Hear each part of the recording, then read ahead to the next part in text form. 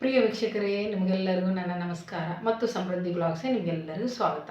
ಇವತ್ತಿನ ಮನೆಮದ್ದು ಏನಂದರೆ, ಮುಖದ ಚರ್ಮದ ಕಾಂತಿಯಿಂದ ಹೊಳೆಯೋಗೋಸ್ಕರ ಮತ್ತು ಕಪ್ಪಾಗಿರೋ ಚರ್ಮವನ್ನು ಬೆಳ್ಳಗೆ ಮಾಡೋಗೋಸ್ಕರ ಒಂದು ಫೇಸ್ ಪ್ಯಾಕನ್ನು ನಾನು ತಿಳಿಸ್ಕೊಡ್ತೀನಿ.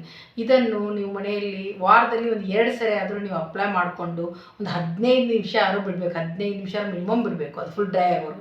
ಡ್ರೈ ಆದಮೇಲೆ ನೀವು ಮುಖವನ್ನು ತೊಳ್ಕೊಬೇಕು. ಇದನ್ನು ವಾರದಲ್ಲಿ ಒಂದು 2 ಸರಿ 3 ಸರಿ ಮಾಡಿ ನಿಮ್ಮ ಸ್ಕಿನ್ನಲ್ಲಿ ಖಂಡಿತ ಬದಲಾವಣೆ ಕಾಣ್ತೀರಾ.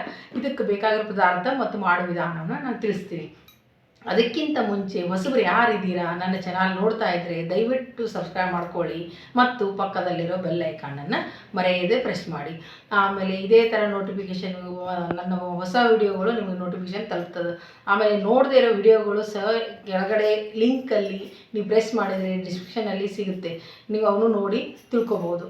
ಈಗ ಏನಂದರೆ ಫೇಸ್ ಪ್ಯಾಕ್ ಮಾಡೋದು ಹೇಗೆ ಅಂತ ನಾನು ತಿಳಿಸ್ತೀನಿ. ಫಸ್ಟು ಒಂದು ಕಪ್ಪಲ್ಲಿ ಗಟ್ಟಿಯಾದ ಮೊಸರನ್ನು ಹಾಕ್ಕೊಳ್ಳಿ. 2 ಸ್ಪೂನಷ್ಟಾದ್ರು, ಒಂದು ಟೀ ಸ್ಪೂನ್ಲಿ ಒಂದು 2 ಸ್ಪೂನ್ ಗಟ್ಟಿಯಾದ ಮೊಸರು ಹಾಕ್ಕೊಳ್ಳಿ. ನೀರು ಇರಬಾರ್ದು.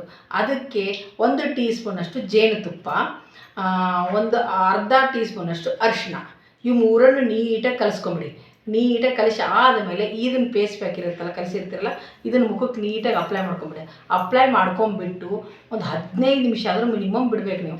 ಅದು ಫುಲ್ ಡ್ರೈ ಆಗಬೇಕು. ಡ್ರೈ ಆದಮೇಲೆ ನೀವು ಕೈಯನ್ನು ತ್ಯಾವ ಮಾಡಿಕೊಂಡು ಆಮೇಲೆ ನೀಟಾಗಿ ಮಸಾಜ್ ಮಾಡಿಕೊಂಡು ತಣ್ಣೀರಿನಿಂದ ಮುಖ ತೊಳೀರಿ.